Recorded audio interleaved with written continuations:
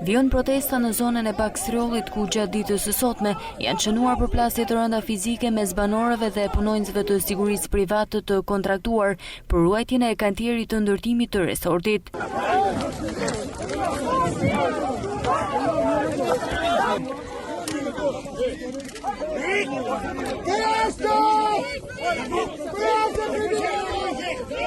Banorët kanë përzënë nga zona efektive të sigurisë private dhe më pas kanë sulmuar makineritë e punës së kompanisë ndërtuese, duke thyer xhamat e ekskavatorëve dhe e kabinave, si dhe duke dëmtuar automjetet e kompanisë së sigurisë, e cila prej disa ditësh ishte angazhuar për ruajtjen e kantierit.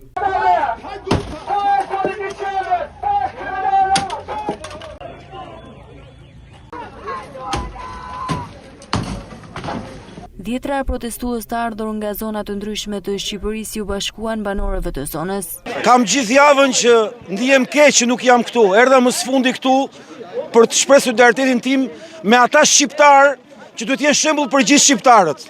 Prona mbrohet edhe me gjak. Prona mbrohet, pronën e kanë çuar shqiptarët, prandaj ja u marrin. Nuk ja u marrin, se janë thjesht hajdut. Po kanë kuptuar që shqiptarët nuk e mbrojnë. Ky është vendi ku bëhet histori. Bëhet histori ta mësojnë gjithë shqiptarët. Çdo coptok do grabitet, nuk do i ngelet kurkujt as i coptok. Këtu njerëzit po tregojnë që janë burra dhe gra trima, po që mbi të gjitha besojnë Zot e besojnë pronë.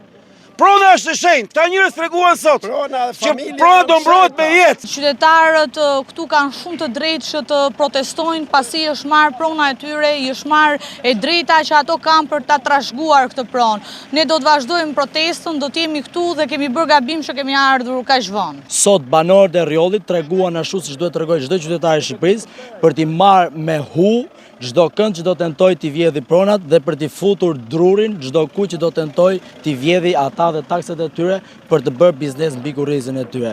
Aktualisht situata në Rjoll mbetet e tensionuar, ndërsa banorët paralajmërojnë se protesta do të vijojë deri në ndalimin e punimeve për ndërtimin e resortit turistik në Bakstriol të Velipojës.